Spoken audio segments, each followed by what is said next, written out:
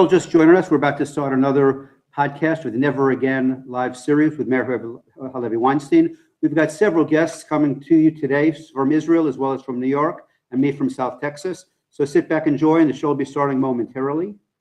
You can contact us via our personal chat if you have comments, criticisms, or just want to chime in and join in the conversation.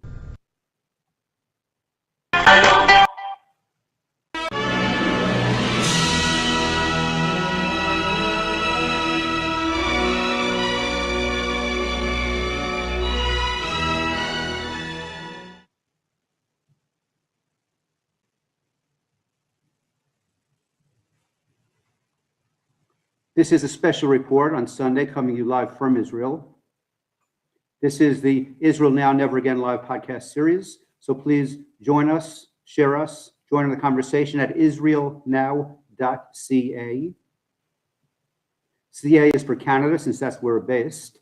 And today we're going to discuss QUDS Day, a celebration of hate.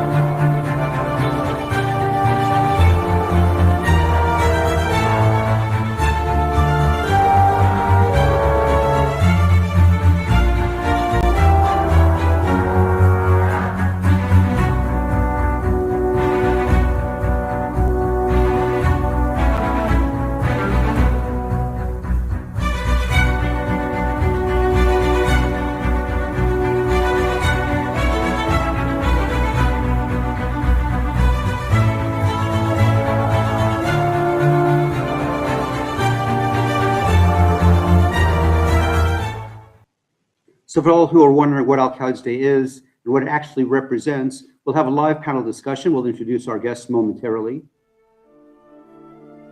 Our host is Meir Weinstein, who's presently at the Kotel in Israel. He's the founder of IsraelNow.ca. He's been fighting anti-Semitism, identifying Nazi war criminals, fighting left-wing anti-Semitism and BDS for decades. He'll be the host of today's show. We also have a consortium of guests, including Akiva Ariel. Akiva is the head of public relations for Vayadenu, Returning to the Temple Mount.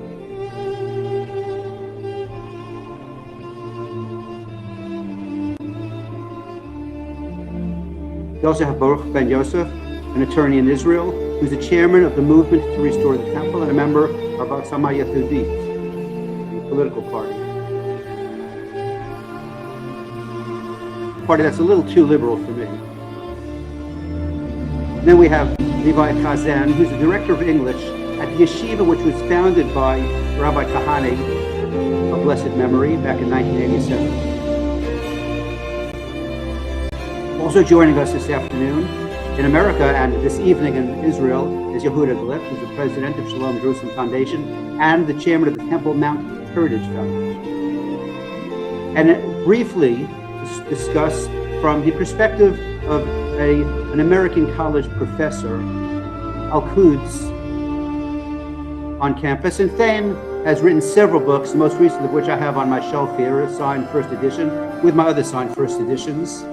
He's also director of the Forum on Life, Culture and Society at Touro University, which is the largest privately owned Jewish university system in America. So what is QUDS Day?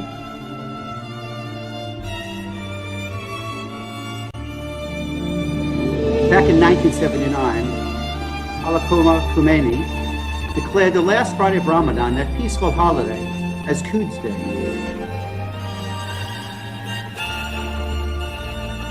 So Khomeini decided that he's going to encourage Muslims worldwide to rebel against Israel in hopes and dreams of eliminating the Jews.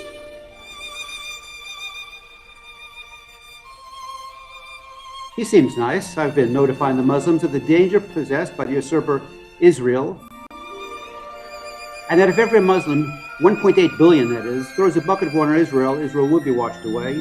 And And that's his goal, and that's what Al-Quds represents around the world. Under the cruel range of cockamamie, I mean a Khomeiniac, on November 4th, 1979, he held hostage for 44 days. So it was November 4th, 1979, when the Islamic Republic of Iran stripped 52 Americans, their freedom, US hostage, their dignity, and their pride. 52 hostages were held for 444 days in Iran.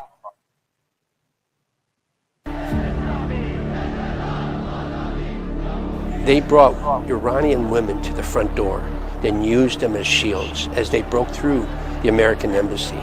So I will never forget the human rights and what they did to the Iranian women then, and obviously what still goes on to this day.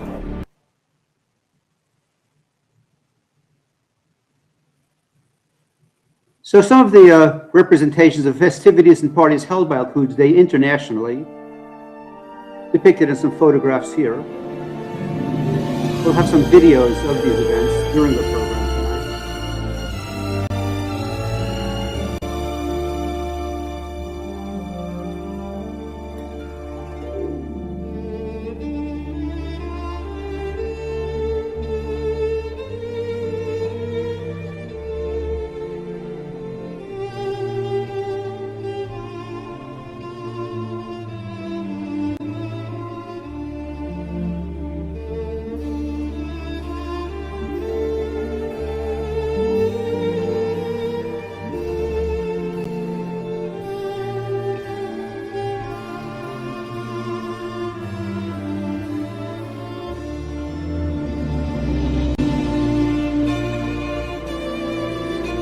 Peace will come when the Arabs will love their children more than they hate us, said Golda Meir.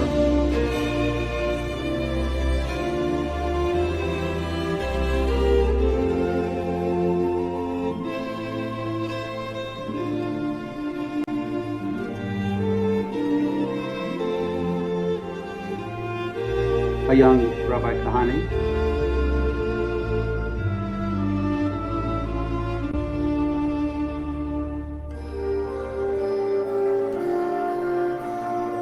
The world is a dangerous place, not because of those who do evil, but because of those who look on and do nothing. And here at IsraelNow.ca, we don't look on and do nothing. In fact, Meir picked himself up and went to Israel when he heard of the turmoil on the Temple Mount. Yesterday's Shabbat, by the way, was the 22nd of Nisan, which in 1713 BCE was the very first Brit Milah of Isaac.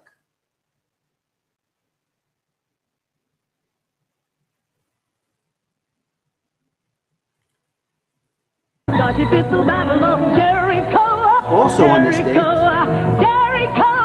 back in 1273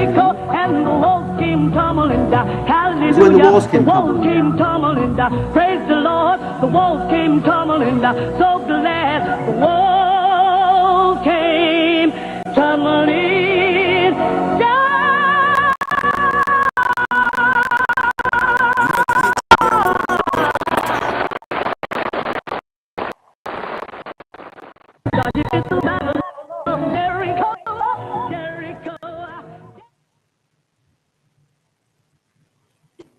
So without any further ado, we're going to introduce Meir, who's going to take it from here on in, and together we can fight anti-Semitism at IsraelNow.ca. Please find us, share us, join us. And here's Meir, who, as every week, will give a brief rundown of parts of the week.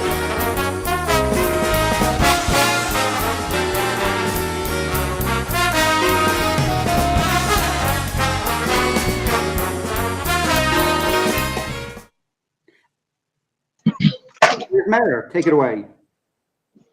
Good evening, everyone. Thank you for joining us. It's a pleasure to be with you tonight. I'm at the Kotel. This is the first for our show to broadcast right from the Kotel. And it's a pleasure. It's an honor to be here. It's a moving experience.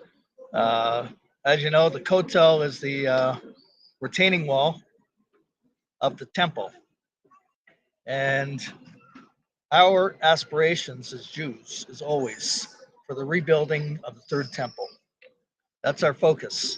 And we have on with us tonight experts that are going to be speaking about the movement of Jews going back, at least ascending the Temple Mount to visit, to work for prayer to be restored on the Temple Mount for Jews. And I believe that this is very central to the whole idea of Al-Quds Day.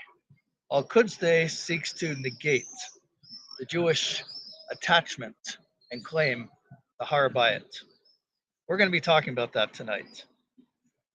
We just finished Passover, Pesach, and we are commanded to tell the story of the Exodus from Egypt during the Seders and during the whole period of time of Passover. We're supposed to be discussing that and learning that.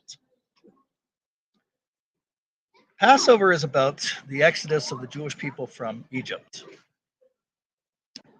Moses first came to Pharaoh with a request and a demand. Let my people go so they may go into the wilderness and serve God. Today, the challenge for the Jewish people is to serve God, to serve our God. And the central place for the Jewish people, the most holy location for the Jewish people, is the Temple Mount. Just last week, on the Temple Mount, as we were celebrating Passover, Pesach, last week, the BDS Hamas supporters gathered on Har Bayit on the Temple Mount. They held Hamas flags and they chanted, "Death to Jews. Khaybar, Khaybar, Ye Yehud." Jews, remember Khaybar. The armies of Muhammad are coming for you. Khaybar is an area during the period of time of Muhammad where the Jewish people were wiped out, were massacred. That's what they want us to remember. That's what they're saying on our holiest site. Currently, unfortunately, the coalition government of Israel just made a statement last night that they're saying they don't want Jews going up to visit the Temple Mount, even under the terms of agreement. Even under the terms of agreement of the status quo, Jews have the legal right under Israeli law, if I should quote that, to ascend and walk on the Temple Mount. So what's going on is that Hamas is being rewarded and they're allowed to call for death to Jews and wave Hamas flags. Unfortunately, the foreign minister of Israel, Yair Lapid, who I liked him when he was a journalist, and he says some very good things, but his recent statements, he condemned Jews who were marching in Jerusalem, the capital of Israel, with Israeli flags, and he compared them to the Hamas supporters on the Temple Mount, waving Hamas flags and calling for the murder of Jews. That's an outrage. The diaspora minister made similar comments. We need to work for a change in Israel. We need to have serious conversations amongst the Jewish people, because it seems to be there is a lack of direction about what is a Jewish state, and we need to have these conversations, and they're essential. And we're going to be discussing that tonight. But what's going on right now throughout the entire world is that BDS Hamas support groups throughout the world in every capital is having Al-Quds Day events where they are also chanting, calling for the murder of Jews. We have to dispel this. We have to take our pin and put it in that hot air balloon and poke out that air and nullify it and restore Jewish pride. We have a short video I'd like to share with everyone to show of these Hamas supporters who are gathered on our Temple Mount calling for the murder of Jews. It's very short. If our doctor in the studio could show that video. I got it. It's coming on. Here's it. And I'd like to also thank all the groups who are participating with us. So what they're chanting, as Meir had said, is, "O Jews, remember Khaybar, the armies of Muhammad are coming for you." And they're chanting that where our temple had been and should be again.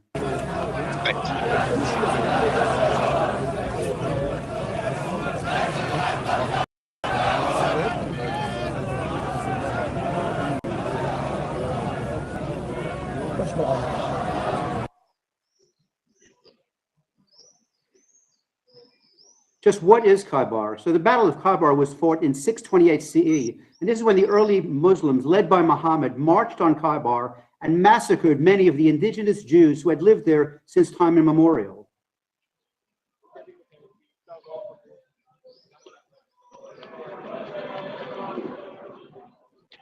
In addition, Muhammad took the Jewish Safiya as a war bride, and as a war bride, not the war bride, because he had 9 other wives already. So who was she? She was born in Medina, and in the mass killing of around 1,000 Jews, she watched her brother, her husband, and her father beheaded. She witnessed the young males beheaded and the women taken as slaves. This is what the warlord Muhammad did to the Jews who were there back then, and that's what today's Palestinians are chanting on the Temple Mount. I have a lot more to say, but I won't. I'm going to give it back to you, Meir. Okay, well, we have a lot to discuss tonight, and we have very important people with us who are joining us. So I'd like to call on Thane Rosenbaum, who's a professor in the United States, very accomplished professor, who I understand is writing a piece about QUDS Day. With all due, let's have Thane. I'll find him. Keep talking. I'll give him a call. Okay, so maybe, you know what, we could bring him on after. We have others that are with us right now.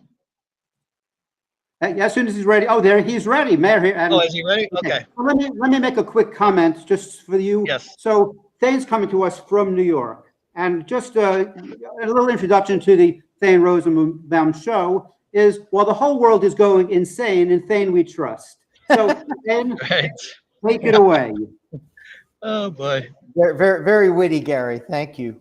Thank you. Hello to the both of you, Meir, Gary.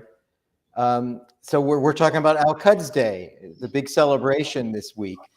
You know, I have an essay. You were right, Meir. I'm coming out this week, my bi-monthly essay for the Jewish Journal of Los Angeles.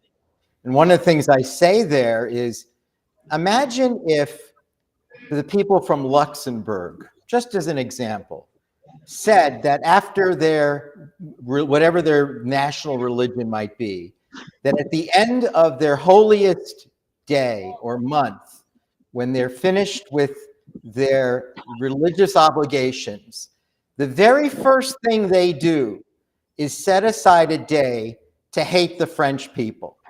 Not just to hate the French people, but to incite violence against the French people. Imagine what the world would say about the Luxembourgians or any country, the Canadians and the United States, would say, no, at the end of our religion, this is what we do. When we're finished, we're fully finished, depleted actually after fasting under this holy scripture of our religion, the very first thing that we can think of is killing people. That's who we are. Now, I dare say that if you were to say that about people from Luxembourg, you would call them barbarians. You would say, what else can you describe such a people? They're barbarians.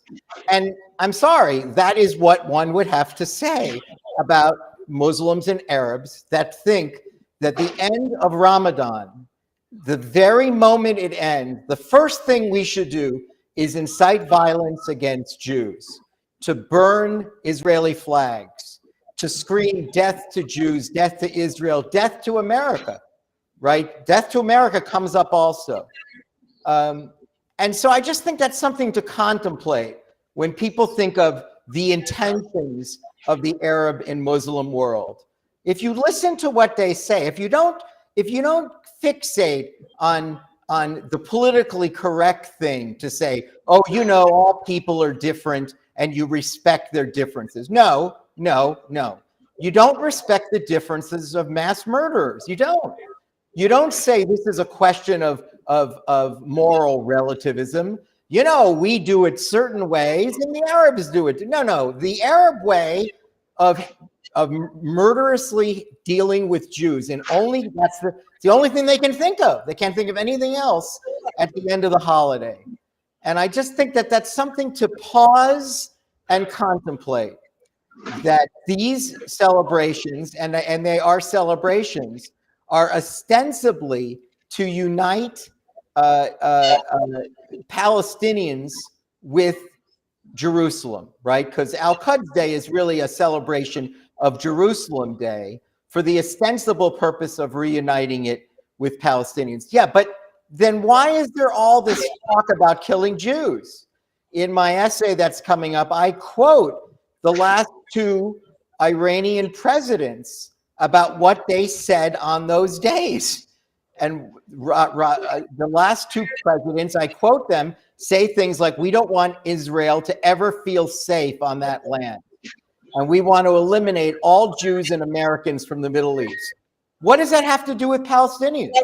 What does it have to do with Jerusalem?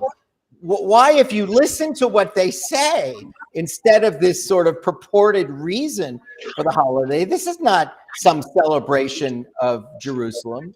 And let me just add one thing about Jerusalem with respect to the Arab consciousness. It's something that I've said in speeches around the world, and people look at me like, he can't be right. There's no way he's right. And you know what? I'm right. Here's just a little, factoid.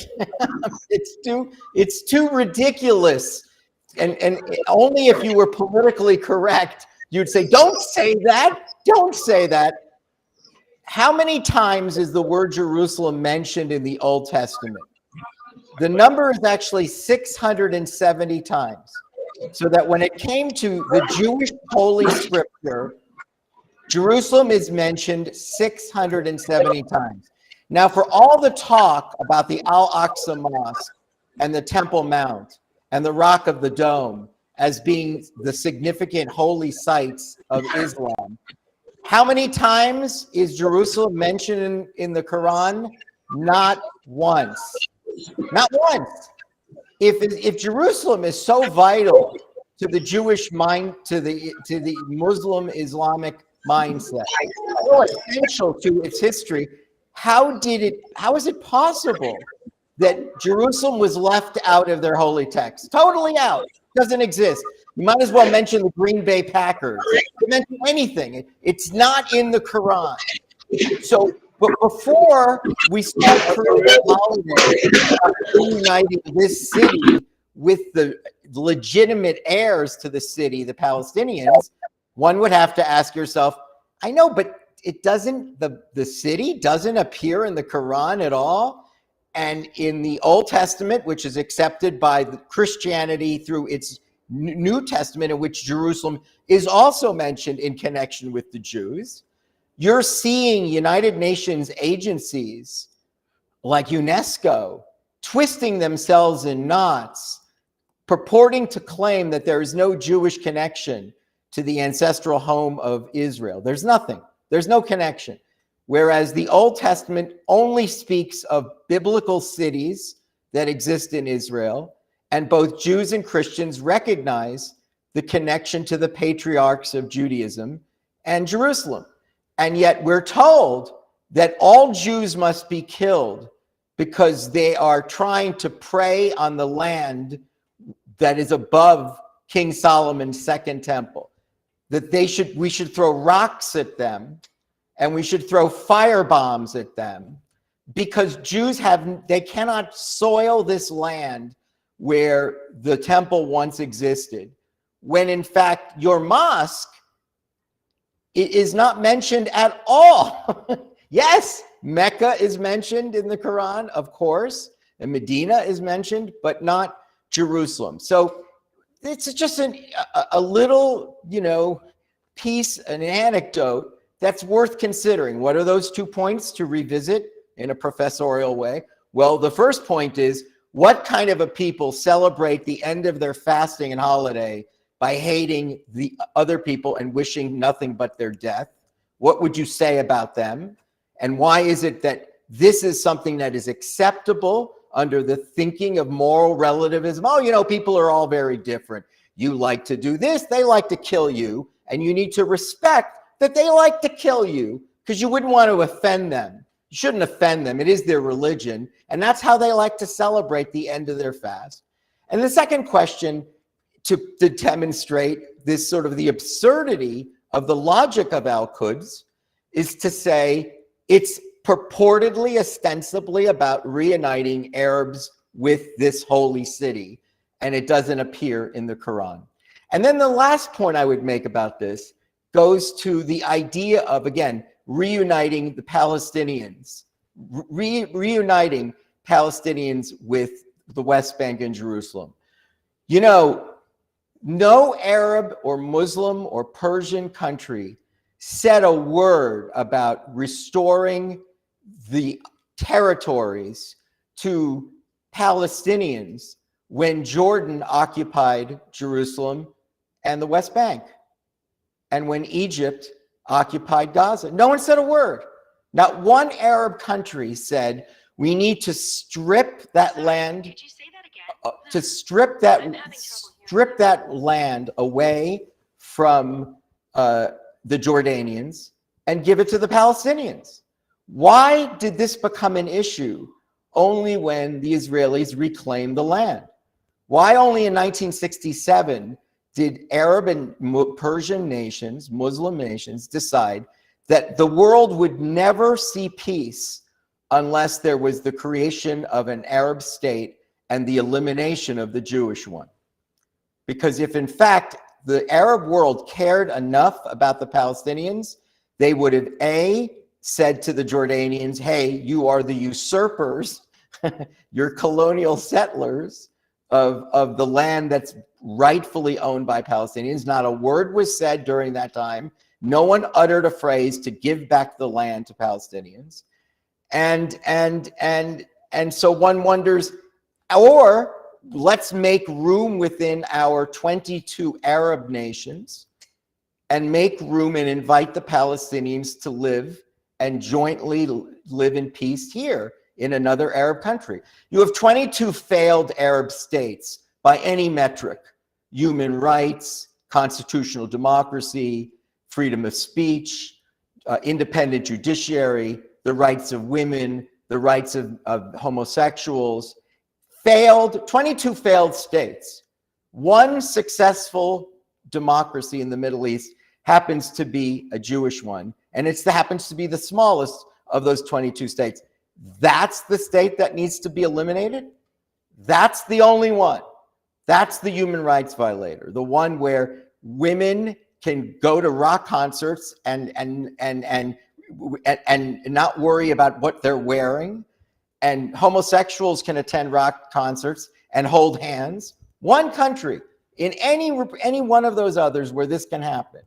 And yet somehow Israel is demonized as both illegitimate and a country that should not exist, and a country that violates human rights.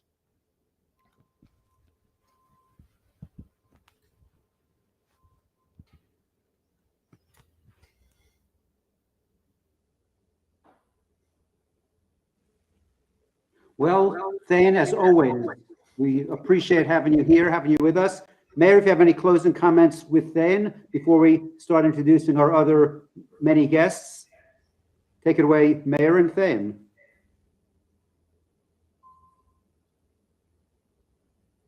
Hey, Gary, I'm not And what hearing their Meir. bottom line is. Well, so that was excellent.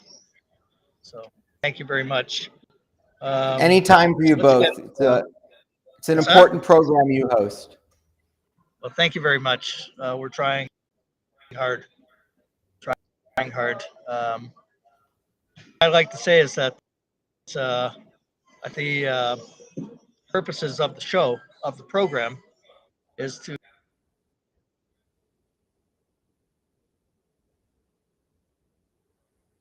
change the direction. There's a lot of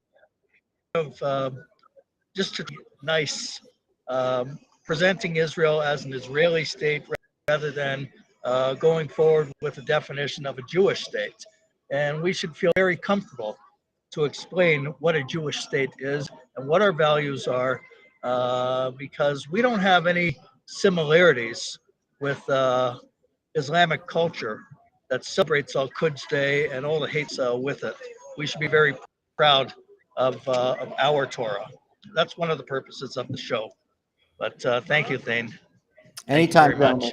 Thank you. Can we bring on Levi Chazan? Is he with us here, or?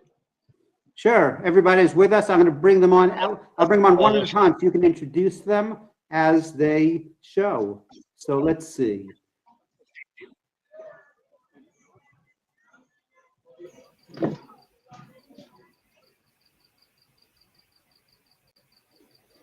There's Levi. Hi. Levi Hazan, how are you? Thank you for Meir. being How with you us. doing? Good to see you. It's my pleasure. Thank God. Thank God. Yeshiva and Mechon Meir. Yes, it has a lot of water under the bridge. Maybe you could bring us up to. Yeah, maybe you could bring us up to date with your words about Har Bayit and what the challenges are, because I think a lot of people want to know what's going on. Okay. First of all, I think the program is very important, but I think it's important also to state at the first that it's not just one particular day that the Arabs talk out about the Temple Mount and how it really belongs to them, Right? And how they want to slaughter Jews. In reality, this takes place every single day in the Right. Holy Land and probably throughout the entire world. It's very clear what their agenda is. They state it very clearly. They don't play games, and it's very important that we understand the roots of where all of this is really coming from. The Bible states very clearly that there are 3 places in the land of Israel that were purchased by our forefathers. Avram Avinu, Abraham, purchased Hebron when he needed a burial spot for his wife. Yaakov purchased the place in Shechem. And of course, King David purchased the Temple Mount. And it's interesting that in all of these 3 places, time and time again, the Muslims dispute the claims of what's written in the Bible, of what's written in the text, and fight us nail and teeth in all of these places, wherever it is. So at the utmost, we have to understand where the roots are coming from. We have to understand that the Arab will never allow the Jews to rule any place, and this is something that Muslim conquest has done throughout the ages, whether it was in Europe, in Spain, or other places. They have the philosophy of conquering, kill and conquer, and so too is also here in the Middle East when they ruled this area for almost 1,300 years until the British came, and then of course the Jews followed them, and they could never come to grips that Jews rule over these particular places, especially on the Temple Mount. Unfortunately, the leaders of the government of the Jewish people fall to the pressures of the world, and they're afraid of world opinion and what their nations are going to say. We have this imaginary image of, God forbid, that they'll come down and be mad at us. And so we try to appease them time and time again. For someone who's been to the Temple Mount for roughly 35 years, I could really say things have gotten better. It's a very, very slow pace. I remember back in the days in the late 80s and 90s, they would only allow 2 Jews to go up to the Temple Mount, and there'd be police and there'd be the watch from the Muslim committee following you. And God forbid that you would open up your mouth. Today, it's a lot easier. It's a lot better, but still, there's still a long way to go, and the people have to awaken. The Jewish people in Israel have to awaken to that the temple, when we proclaimed in '67, the temple isn't in our hands. The temple is obviously not in our hands. When the temple is closed to Jewish prayers, then obviously the temple is not in our hands. And it's really, it's the case of the bully who gets his way. The Arabs go up to the Temple Mount knowing that with throwing rocks and Molotov cocktails at the Jewish people, they will eventually get the government on their side to close the mount for Jewish visitors up there. And that's really absurd. It's absurd. The way the whole system, time and time again, this works out every single year when it comes to this time of year when the Arabs are celebrating their holiday. Every time they try to close down the presence of Jewish people on the Temple Mount. And as the poet said, you control the mount, you control the country. And that is something that really people have to understand. The focus of the temple is not just a place of worship. Obviously, it's the most important place in Judaism, but it's a control of the way the temple goes, the entire country goes. You don't control the temple, you don't control Lod, you don't control Ramla, you don't control the other mixed cities in Haifa. The Arabs taste this, they feel it, they smell it, and they see that when you, so to speak, want to give into them and you want to, so to speak, you're there, you're on their side, you're letting them have this, and you're letting them this, they see that as a sign of weakness against the Jewish people. And so they grow bolder and bolder every single time. And that's why we have such a situation that we have today, where here we are for the next, at least the next 2 weeks, the Temple Mount is closed to Jewish visitors. And that's really absurd. It's absurd in Israel, in the Jewish homeland, there is a place where Jews are not allowed to go. Not only that, even when we are allowed to go up there, God forbid you should open your mouth in prayer. I think it's the only place in the entire world that a Jew can't pray. I mean, if this was happening in some other place in the world, there'd be commotion. You'd be calling your senator, and you'd be calling the president. How could this possibly be that a person doesn't have freedom of religion? And here it is in the Jewish state. In the Jewish state, a Jew who goes up to the Temple Mount cannot pray at all. That's really absurd, and it must change. This is something that we have to do, and it's in our hands. It's in our hands to change it. The more people become aware about this situation, the more people who know about it, the stronger we get as a movement. The more people who want to go up to the Temple Mount, it becomes a political reality. And that's the job that we have to do, about the Temple Mount and the Jewish plight over there, and our need to go up there and to pray, just like everyone else is entitled to do that. The Jews, also, especially in its own homeland, in its own capital, should be able to do that. Maybe I have a question for you. Oh, we got a little video there. 1 second.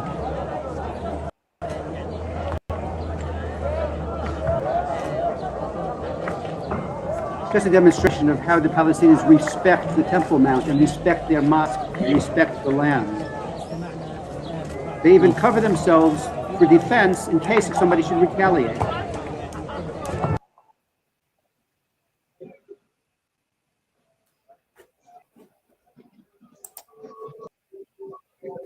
So, Halevi, I have a question for you. Maybe you could help us with this. So there are some, the Rabbinut, for instance, they issued a statement saying Jews should not go up on Har Bayit. I want to know, I mean, it's one thing they issued that statement, but what I want to know, have they ever issued a statement denouncing the Hamas flags on Har Bayit and the incitement to murder Jews on Har Bayit, on our holiest place? Have they ever issued a forceful statement about that? That's a very, very important point which you raised, Meir. And first of all, they haven't. They haven't. I've never heard of any statement that they've come out denouncing any of the Arabs' incitement and the rock throwing and the Molotov cocktails that they throw up there. Never have they come out. They only come out to say that it's not permissible for Jews to go up there. And I think that's an important point to talk about, just for a moment anyway. The whole idea over here, it's really, what's interesting over here is that they've never, in spite of all their declaration that they've come out and said Jews cannot go up to the Temple Mount, they've never given a reason why it is forbidden for Jews to go up. They've never opened the textbook and said, oh, you know why you can't go up? A, B, C. So that's something that you could deal with. Okay, the Rabbanut says we can't go up to the Temple Mount because this reason and this reason. They don't say that. You know why? Because there is no reason. It's all politics. It's political. And that's what really causes the pain over here. Back in the day when Turkey ruled this land, they would never allow a non-Muslim to go up to the Temple Mount. The Jews are just continuing that platform that the Muslims started back in the day. There is no halacha, legal Jewish law, any reason why a Jew cannot go up to the permitted places on the Temple Mount. There is no reason whatsoever. And no rabbi could come and claim that there is. And if they, I wish they would. I wish they would. I wish they would claim and say, oh, you're not allowed to go up to the Temple Mount because of this and this reason. But they can't. So they just, in general terms, say it's forbidden to go up there. And that's really something that's really very upsetting, because we have to be united. The Jews have to be united. We don't need people against other people against other people. We're so few in numbers anyway, and we really have to have a united front when you come and you want to go and make progress over here. That's a wonderful point that you brought out, Meir, and I'm glad you allowed me to talk about it, because it's so important to realize that there is no halacha reason why Jews cannot go up to the Temple Mount. And that's something that should be in the forefront of some of these discussions to have with fellow Jews about Har Bayit, because many people are just throwing the issue to the side. And again, I think it comes down to, well, certainly with the government and with others, it comes down to the definition of Israel, an Israeli state or a Jewish state. It's an Israeli open, binational, who is redefine what it means to be Jewish, then anything on the anything out there, pull it out of the sky, a definition. But if it's a Jewish state, there is a clear definition, and with that clear definition, we know what it is, and that's something we learn. We learn. Every yeshiva learns the Torah. Every synagogue teaches the Torah. Every rabbi should be bound by the Torah, and that's something where we should be able to go forward. And that's something that the government of Israel should be bound to if it wants to call itself a Jewish state. That's true. That's beautifully said. That's correct. And I would say that that's one of the things that we do in our yeshiva from Rabbi Kahana's yeshiva is that every month the entire yeshiva staff, including the Rosh Yeshiva, goes up to the Temple Mount every Rosh Chodesh. And it's important as a yeshiva, and it's important to publicize it as much as possible in order to get the word out, so to speak, that yes, we are going back up to the Temple Mount. We are claiming once again that just like they said, the Temple Mount is in our hands. It's our battle now to do that and to say, yes, we have to show that the Temple Mount really is in our hands. So apparently also there's different times that Jews are wide open for us. Different times of the day when Jews are permitted under the laws here to go up. And there's been an increase of Jews going up. I want to know if you could tell the people who are watching what kind of progress there has been in terms of numbers, and also if you could tell us what you would think would be going forward in the future if the government of Israel said Jews are allowed to go up there 24 hours a day, any day. What would happen? I think the Messiah would be here. I think the Messiah would be here. First of all, I could tell you a little bit about the numbers during the Passover holiday, where I was, thank God, one of the close to 5,000 Jews who did go up. Now, the Jews are in the same category as any other visitors who go up to the Temple Mount. Unfortunately, the Muslims right now have this access that you talked about, 24/7, that they're allowed to go in whenever they want. The Jews are in the category of tourists, and because of that, we're limited when we're allowed to go up and when we're not allowed to go up. Usually during the year, the access for Jews is twice a day. It's in the morning period, somewhere between 7:30 and about 10:30 in the morning, And then it's in the afternoon between 12:30 and 1:30 if it's winter time, or 1:30 and 2:30 if it's the summertime. Now, unfortunately, because of the Muslim holiday, the afternoon session was cut off from everybody, all visitors, and we only had the morning session. In spite of that, hundreds and hundreds of people in that short window that was there went up to the Temple Mount during the holiday, which was really something, it opened up the heart, because you see every day, hundreds, 700, 800. The day that I went up with my son, there was 1,500 Jews that went up to the Temple Mount. So overall, the entire holiday, there was some 5,000 Jews that went up in a very short period, in a short window that people didn't have the opportunity to go.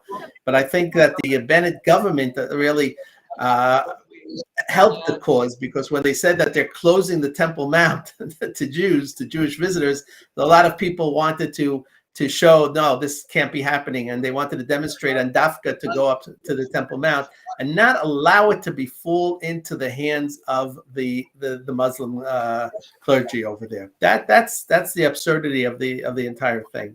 The pressure on the government was great. They were calling the government they were calling Bennett from all the Arab countries, telling him, what's going on in the riots. And really, it's so absurd, the whole situation, because they're the ones who riot.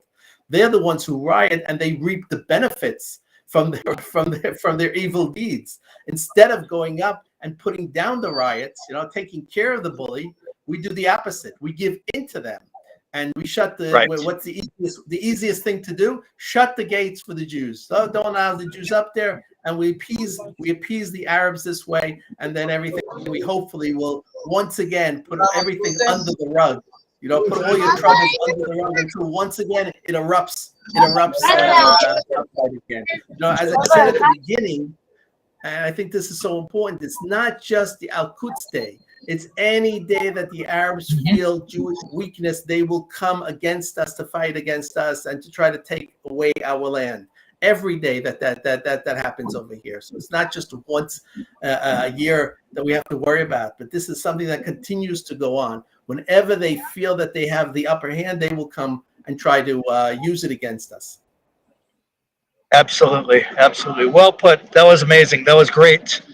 And we're going to work for that. That's what we have to do. That's the challenge. That's yes. We live here. We got to roll up our sleeves and continue going, continue fighting, continue talking, and hopefully, God willing, one day we'll reach the goal.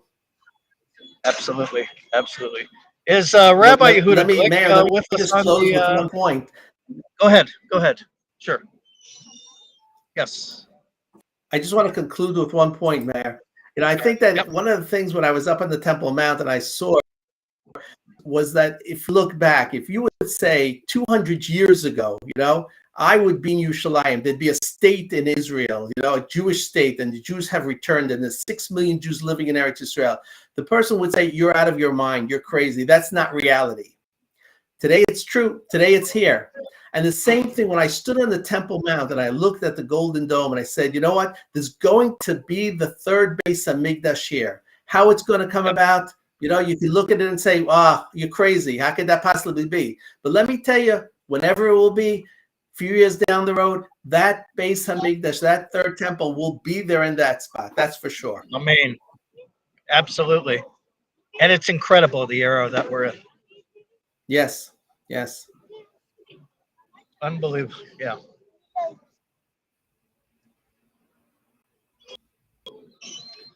Is Rabbi Yehuda Glick, did he sign in? Did he, is he online? There's Rabbi Yehuda Glick. Great. Thank you, Halevi. We're going to get Rabbi Yehuda Glick to join us. Rabbi Yehuda Glick, former member of Knesset, early day advocate for Jews to go up to Har Bayit. You survived a terrorist attack. You have an incredible history and attachment with Israel, and you're a visionary for the Jewish people. It's a pleasure to have you on. If you could speak to us, speak to the people who are watching, who are going to share this, and give us the truth and inspiration.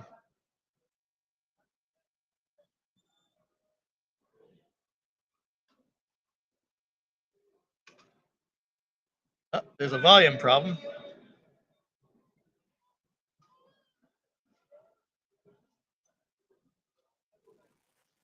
There is no sound, Rabbi Yehuda Glick, coming from your end, so perhaps you can up the volume or shut off the mute. It's okay on our side here.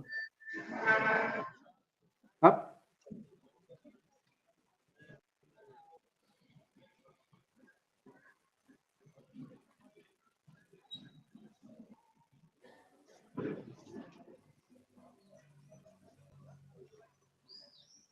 Well, Meir, why don't you kind of keep chatting while Rabbi Yehuda Glick works on the sound? Rabbi Yehuda Glick has a history of being very involved. And like I said in the introduction for him, he survived a terrorist attack as well. It's unbelievable. He gave his whole life, just like, there's a lot of good Jews in Israel. Many have a story to tell. But Rabbi Yehuda Glick has been, for many years, also in the forefront to bring attention to Har Bayit.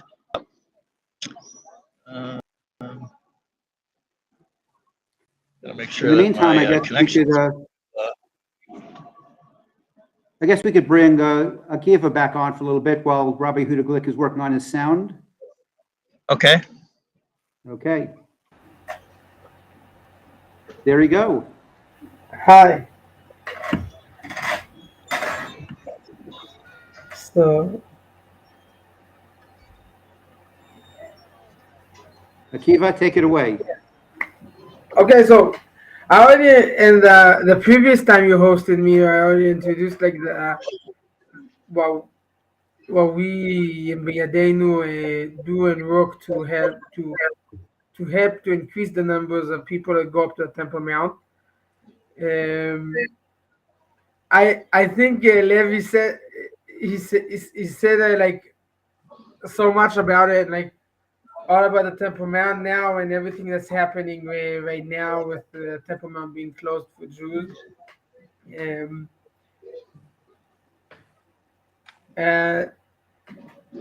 I was listening. I would be happy to listen to everybody else talking, and like if you want to let me Baruch or Rabbi Yehuda to talk, you're invited. Just let them talk.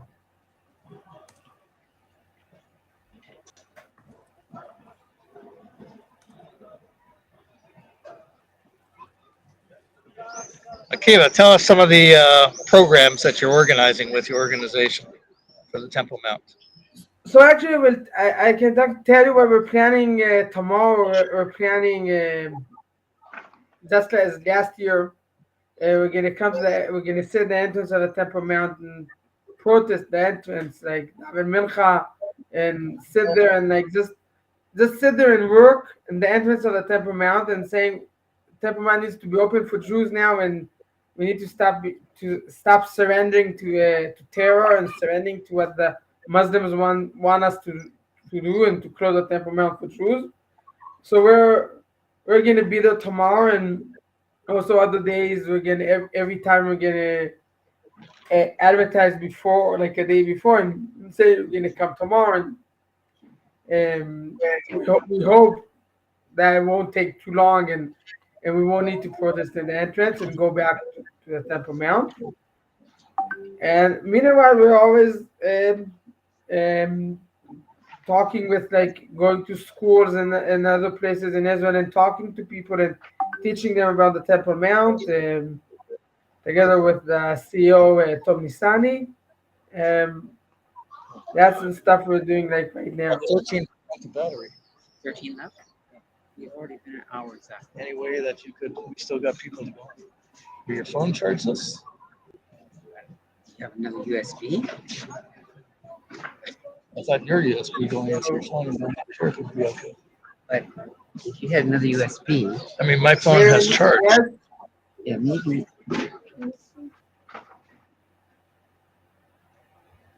Oh, okay. I'll put this in. It might get some of the juice from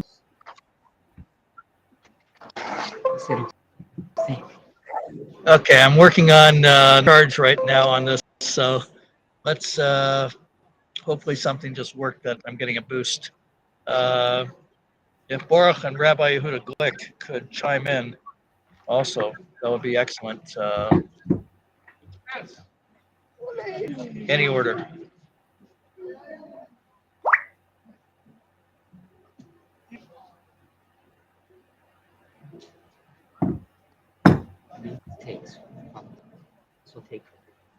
Rabbi, why don't you say something so we can see if your sound is on presently?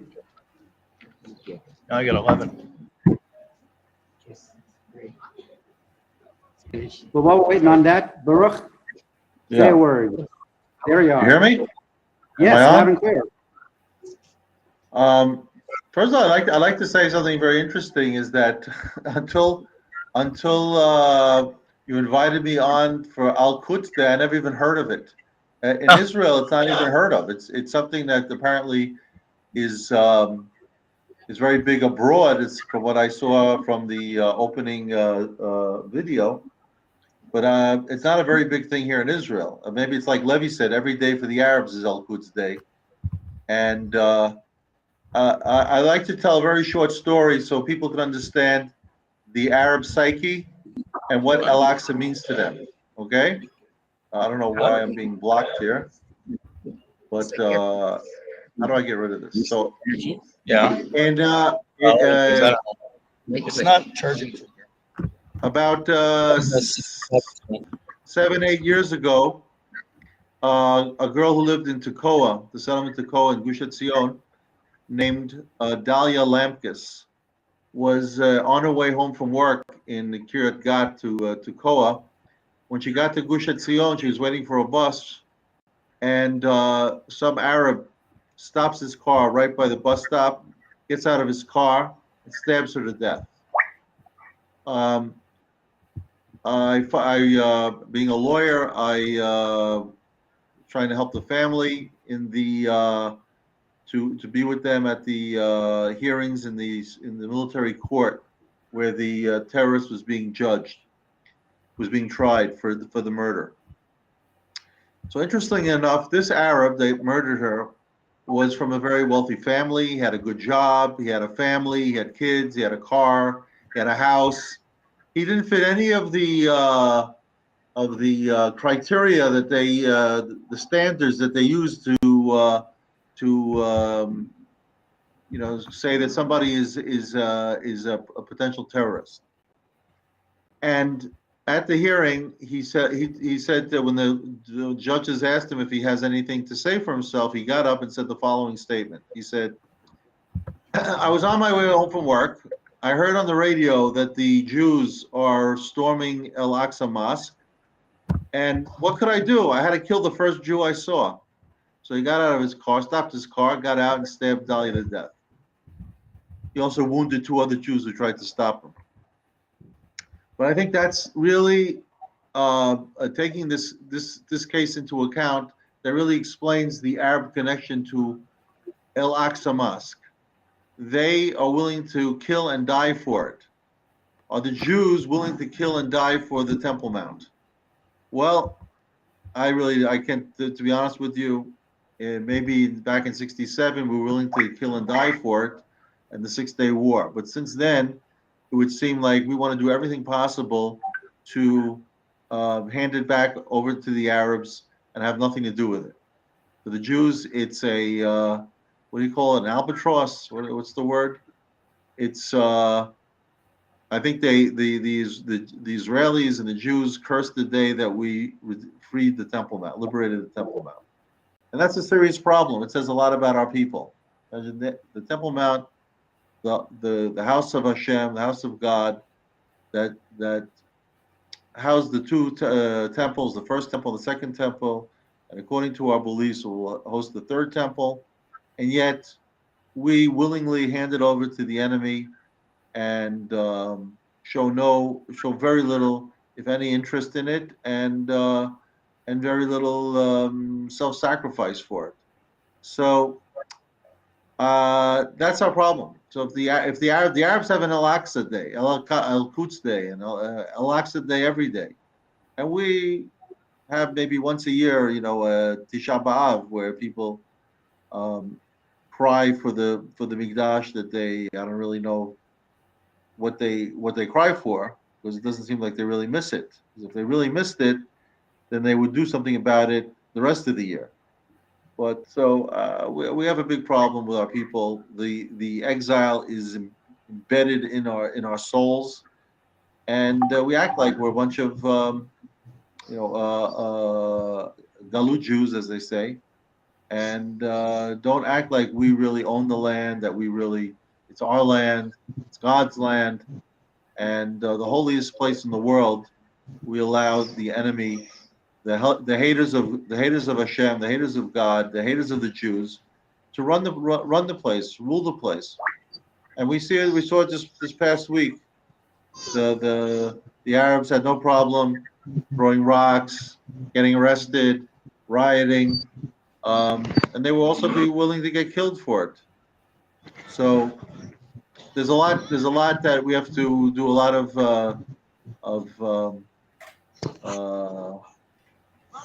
what do you call it? self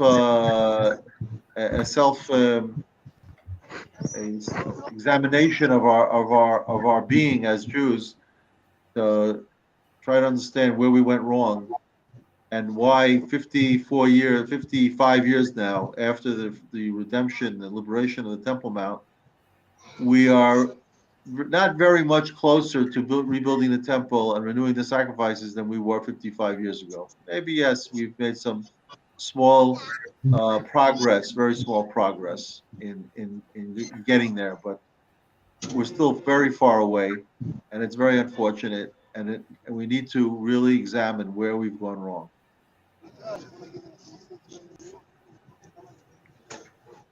Well, like Levi Hazan was saying, also the progress that's being made.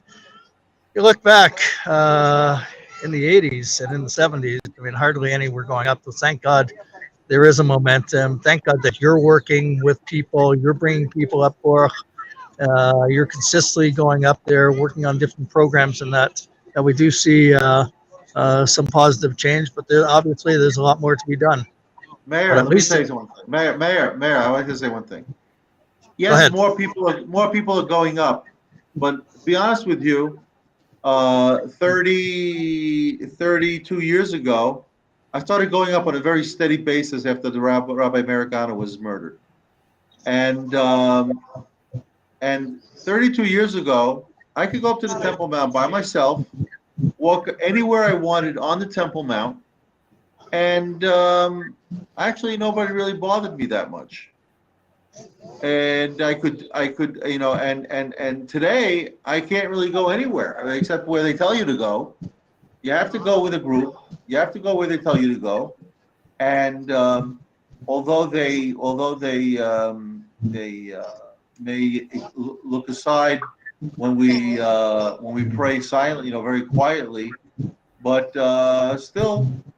The fact of the matter is that I have to wait for a group. I have to be part of a group. I have to go where they tell me. I can't go where I want to go. So, all said and done, we may have made progress as far as the amount of people willing to go up. But to be honest with you, it was at a very big price. A very big price. So right. I don't know what to tell you. It's like I said. Some people see the half full cup, and I see the half empty cup. There's a lot of very serious problems with our connection to the Temple Mount, and I'll be honest with you. People that don't go up there, they look at it as being like it's some other dimension. It's outer space, not even part of the earth. They don't even they have no idea. They can't even fathom what goes on up there. The only thing that they know is they see sometimes some pictures on the news or in the newspaper. Sometimes I really I have to pinch myself to try to understand the insanity of the Jewish people to think that it's all right for Arabs to go up there. It's all right for tourists from Germany and the Ukraine and Russia to go up there. Or Korea and China, but the Jewish people can't go up there. I mean, it's just absolute insanity. Right, And they come right. up with they have this whole fake thing about, well, we're going to be.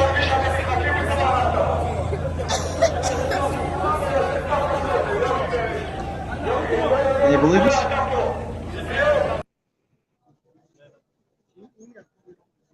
That's what they. I'm telling.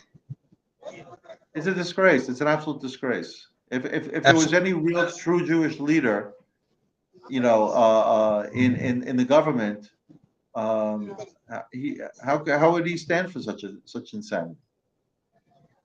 Right. 100%. Correct. Let's bring Rabbi Yehuda Glick to join us also. Baruch, don't go anywhere. Rabbi Yehuda Glick, are you there? I think he was unable to get the sound going, so it appears that he's not on. But if he's watching, hopefully he'll click back on and we'll put him on the screen. Okay, so Baruch, let's bring Baruch Okay. back. He's more to say. I'm here. Back in I don't know how many years ago it was already, but there was the Moledet Party, run by the assassinated, murdered minister of tourism, Rechavam Zevi, the General Rechavam Zevi, who was a great Jew, had the Moledet Party that ran under the camp the idea of transferring the Arabs out of Israel. Somewhat like the idea of Rabbi Kahana, maybe a little different, but still an important message of transfer. And he had in his party, at one point, he had 3 seats in the Knesset. One of the Knesset members was Dr. Shaul. His name escapes me. But I got him to come up to the Temple Mount with us. And he was very excited about the opportunity, and he decided that he wants to try to present table a law connected to the situation on Temple Mount, table a law in the Knesset that would deal with the security of the Temple Mount, the way it's maintained, the way it's run, etc., etc. It was actually a very nationalistic law, not religious minded, but nationalistic, and it didn't even get past the committee. It didn't even get past a committee. It never got even to a vote inside the Knesset itself. So it's something that there's no hope that inside the Knesset it will ever be a change of the situation on Har HaBayit. The government, nor the Knesset, nor the court.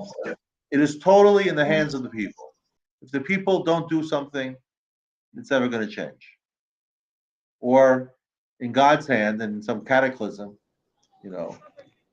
like an atomic attack from Iran, that's also a possibility. But that's where it stands. It's either up to the Jewish people, grassroots uprising, or an attack by an enemy like the Iranians. But absolutely no hope from the Knesset, no hope from the government, no hope from the courts, and the police would rather us not go up there because it's just a headache for them. And that's where we stand. It should be stated that Rabbi Meir Kahana, one of his main, he lists five criteria for redeeming the Jewish people. And one of the main criteria is the redemption of the Temple Mount. He said there's no redemption of the Jewish people without redemption of the Temple Mount. It's just not going to happen. So, I mean, we might be in the process of redemption, but we're not going to get there as long as the Temple Mount remains in their hands. And they only get more bolder and bolder. They don't. They have no qualms about rioting and throwing rocks, and they've been shooting also. I mean, let's face it, policemen were killed on the Temple Mount by Arab shooting, and outside the Temple Mount and by the gates. They've killed people. They've wounded policemen. Like I said, they have no qualms about killing and getting killed.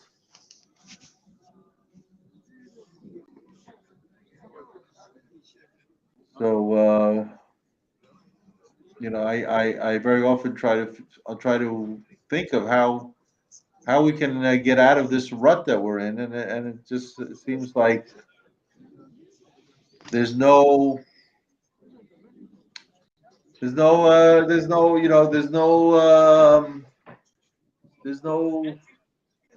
point of where I can see some kind of major authority, rabbinical authority, or somebody that will tell people, okay, now it's time. We have to go up there. We have to stop going to the Western Wall, the Kotel. That time is finished. It's over. We have to go up to the Temple Mount. Can you imagine thousands of Jews knocking on the door every day, all day long, waiting to go up to the Temple Mount? That would be a statement. That would mean something. Other than that, it's a non-starter.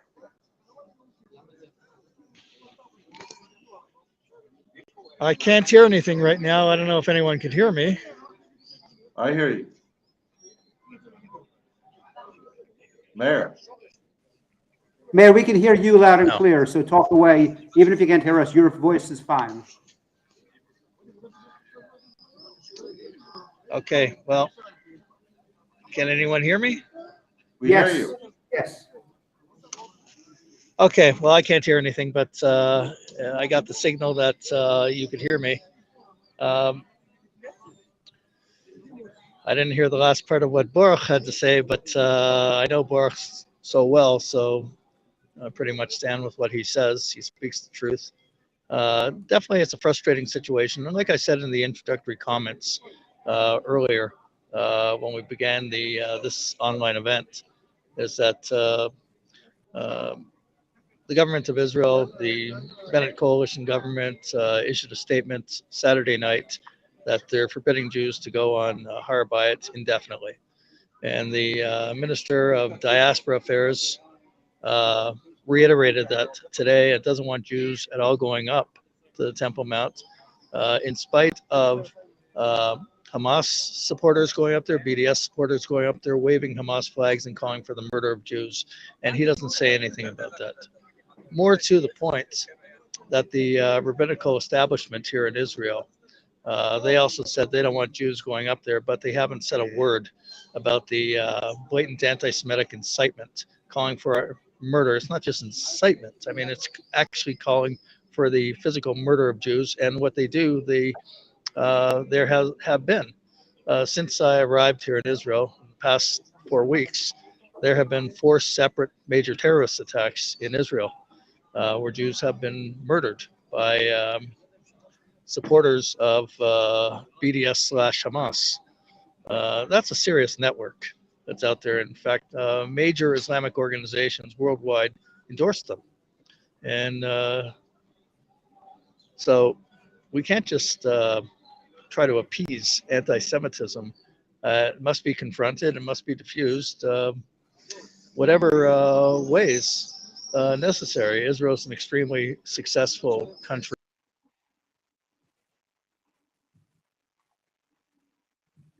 Well, Mary, we lost you. So Baruch, you want to make some comments while Mary is trying to get back some sound? Yeah. In every single, I hope Oh, he's everybody back. heard what I had to say.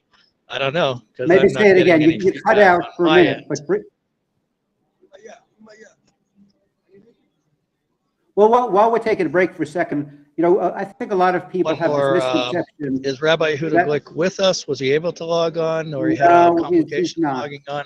We couldn't hear him earlier. Yeah, no, I think he just gave up. He couldn't get the sound. While we're taking a break and regrouping, I thought I'd just make the comment that a lot of people get this misconception, particularly in the West, that it's Hamas, it's Hezbollah. Well, this is the Palestinian Authority school. I thought I'd play a quick little momentary video. This is what they're learning in school. Okay, what we have here are 4 Palestinian children at school in the Palestinian Authority dressed as Jews with yarmulkes, and I see at the end they even scream "Ima," and then this is what they're taught in What I'm going school. to do right now, just for a moment, is I'm going to log off and log right back. So again, this is some Palestinian school children playing a game called Terrorist Attack on the Jews. So how, a lot of people say, well, it's just let's educate the youth. How can we educate these children when this is what they're taught in school?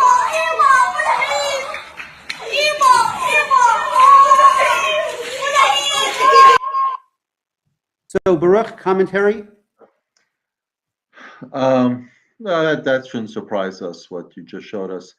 I mean, look, let's face it. The Netanyahu's government was just as bad, if not worse, than Bennett's government. I mean, he's the one who went out and made these so-called Abraham treaties with Arab states. Let's face it. Every time they make another treaty with another Arab state, it comes at a cost. I mean, he may think, well, it's great. Now we're making a coalition against the Iranians, and it's going to help the economy. But I mean, let's face it. Now, watching what happened over the past week with the riots on the Temple Mount, it was clear that the Bennett government's going to capitulate to the pressure brought down upon the government by the Arab states that are part of the Abraham treaties. So you saw the Arab Emirates, you saw the Jordanians, you see all of these Arab states that now have relations with Israel, and they're all pressuring Israel about the Temple Mount. And it should come as a surprise to us. There should be absolutely no relations with the state of Israel and any Arab state. Bottom line, because it all comes at a cost. Whether it's a cost of giving away land, holy land that belongs to the Jewish people, the land of Israel, or the cost of banning Jews from the Temple Mount, not allowing us to serve Hashem from the Temple Mount, and in the end result is it's all going to come back to haunt us. All of these agreements, and even the agreement with Egypt, that people say, oh, you see, for the past 40 some odd years, we have peace. No, well, history is a little bit longer than 40 years, and it's longer than 80 years. And bottom line is, nothing good is ever going to come out of any agreement made with any of these Arab states. And we'll see that happen. I mean, at some point in time. I mean, we saw it happen here with the Temple Mount, and it's only going to get worse. We have to be, as Rabbi Kahana taught us, we have to be alone. The Jewish people have to be alone, have no friends, no treaties with foreign countries, and if we stand alone and trust in God, trust in Hashem, just as we saw, He redeemed us from Egypt when we were just a nation of slaves. And he'll redeem us from the evil countries that rule the world today. And it's just very unfortunate that we don't have this faith and trust in Hashem. Not even the religious people, not even the rabbis. How many people are willing to say today, "Let us stand alone and trust in Hashem"? Rabbi Kahana used to go around. I used to go around with him, and he'd speak to in religious groups, synagogues, Orthodox synagogues. And invariably, somebody would always say, Rabbi Kahana, what you're saying makes a lot of sense, but in the end, the President of America won't let you do what you want. And he would say to them, well, who's stronger, the President of America or God? People would laugh. What do you mean? What kind of stupid question is that? Of course, God's stronger. So if God's stronger, he would say, then who cares what the President of America has to say? And that's the bottom line. Is there any prime minister of Israel that would stand up and tell the President of America to, jump in a lake? I don't see it happening. But that's what's needed. What's needed is a prime minister that will say, "Go jump in the lake. We're going to do what we have to do. What our destiny is, our redemption." I mean, here's a picture of one of the greatest disappointments in Jewish history, Menachem Begin.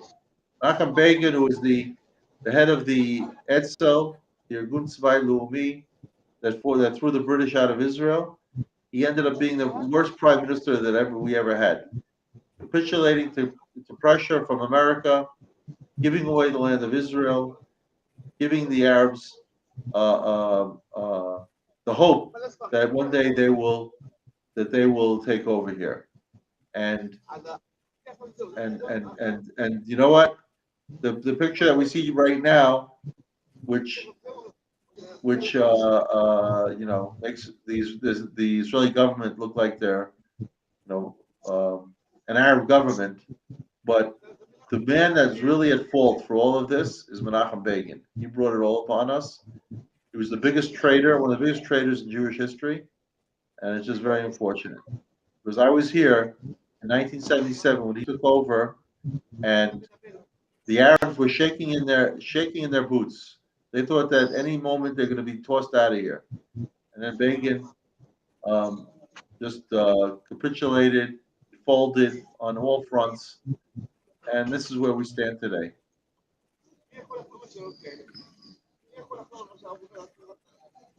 Okay. In fact, if we're talking about Begin and Temple Mount, it should be known that one of the people that was very active in the Cherut party at the time, which Begin was the head of the Cherut party, which became the Likud later, was Gershon Solomon, the man who created the Temple Mount Faithful, one of the original leaders of the Temple Mount movement. And Gershon Solomon had a promise from Begin that he would allow Jewish prayer on the Temple Mount. And when Begin came to power, one of the first things he did is he called upon Moshe Dayan, the man who almost caused the destruction of Israel in the Yom Kippur War, and he called him to become the foreign minister of Israel. And Dayan had a few conditions, and one of the conditions was no prayer on the Temple Mount, no Jewish prayer on the Temple Mount. And Begin capitulated and prevented the Jewish prayer on the Temple Mount. Gershon Solomon is a witness to this. He told us this is what happened. He was promised, and Begin backed out of his promise and caved into Dayan's pressure. Dayan, the same Dayan who gave the keys to the Temple Mount back to the Islamic Waqf, the Islamic Trust, and Begin rewarded him by making him foreign minister of Israel. So it should be no surprise then what ultimately happened.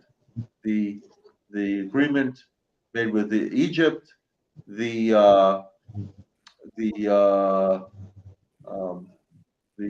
power given, the hope given to the Arabs in Judea and Samaria that they would get at some point the state, and destruction of settlements and towns like Yamit and Ophira. This is all Begin did that, and gave away the entire Sinai Peninsula, which is a very important strategic piece of land that belonged to us. So there's really, I don't see any possibility of any kind of redemption through governments and Knessets that just sell us out, sell out the people, sell out the land, have no faith in God. There has to be some alternative. And unfortunately, the rabbis can't, get it together to be the alternative. Okay, well, look, it's been almost 2,000 years since Jews have been back here. And there's about 7 million Jews in Israel right now. It's the future for the Jewish people. There's a wind blowing in Israel of many Jews coming back to back to Torah. And we have to be optimistic. We wouldn't be here if we weren't optimistic. Obviously, there's challenges. Obviously, we've had disappointments from leaders that we thought we wouldn't have disappointments in. But when the world, major Islamic organizations, BDS, Hamas support groups are throughout the world calling for our murder, saying that it belongs to them, and then they reiterate that by having a manifestation on Har Bayit where they're showing Hamas flags and death to Jews and all that, we have to speak up, and we can't stay silent, and we have to encourage more and more Jews to go up. And that's what we want to do, especially today when QUDS Day starts. We don't back down from anti-Semitism. We speak the truth, whatever the cost. We've gone about an hour and a half, and the battery level anyways on my system is going down. Already it went down on a laptop. But I want to thank you, Baruch. I want to thank everyone for joining us tonight. That's it. The challenge, again, like I said, what is Israel? Is it an Israeli state, something that you can't even really define, or is it a Jewish state? We want a Jewish state, and that's what brings Jews to Israel, and that's the worthwhile cause for Jews to fight for, a Jewish state. I don't know if there's a song that we're gonna end with, but it's a pleasure to do this. It's moving to do this from the. I'm at the Kotel, and above me is the Temple Mount, and that's really where we should be doing the show from. That Jews should have unrestricted access to the Temple Mount to go up. And shame on those rabbis that issue those statements to try to dull the sense of pride and vision of Jews to go up there and really reclaim our heritage and that which is holy to us. It's amazing. Yaakov, one of our forefathers, when he slept and he had the dreams, and he lay down and he saw ladders and angels ascending and descending, and when he woke up he said, wow, I can't believe it. This place is holy. This is the gateway to heaven. And that's what it is. And that's how Jews should look at it. The Jews shouldn't feel embarrassed or intimidated by the anti-Semites. We survived the Holocaust. We survived such a history. We have to stand up. We have to look at ourselves in the mirror and never, ever feel intimidated. Never feel that we have to put our Jewish identity in some kind of a briefcase. We have to be proud. Thank you very much.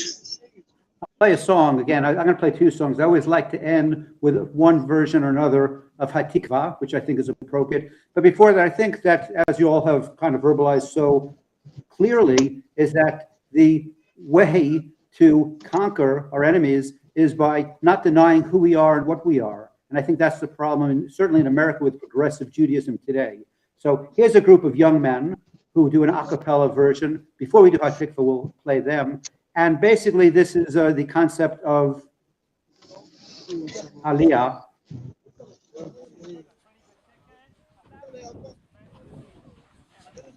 And then after this, I'll play Hatikva, then we'll close out.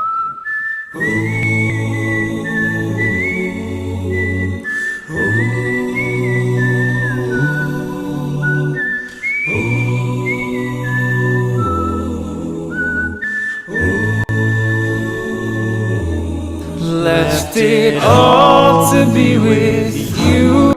Distant dreams have now come true. Walk the streets of legends told. We've come home. We've come home. We've come home. And we'll never stand alone. After 2,000 years, we are home. Not a native of this land. Bring me up and take my hand. Sapphire seas and golden sand. A place called home. We've come home. We've come home to a land of our own. After 2,000 years, we are home.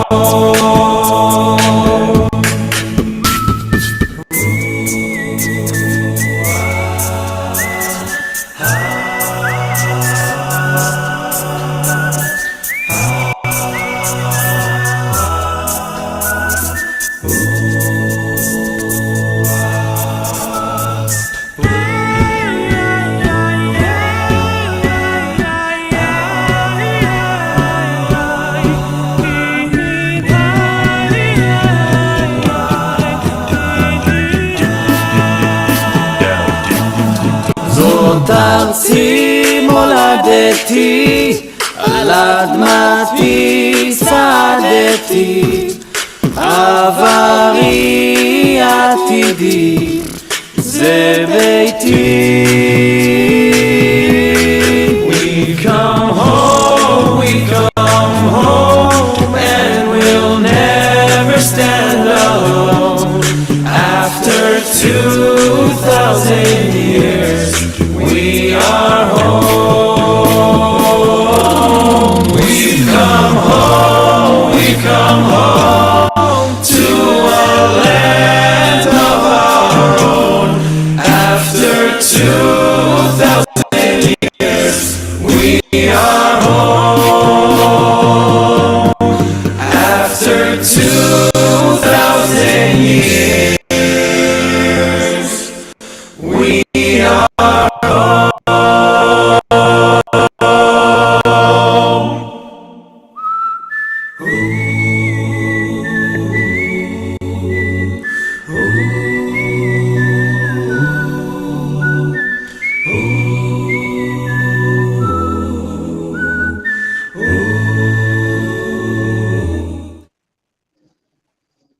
So, Meir, can you comment before I put on Hatikva? Absolutely. And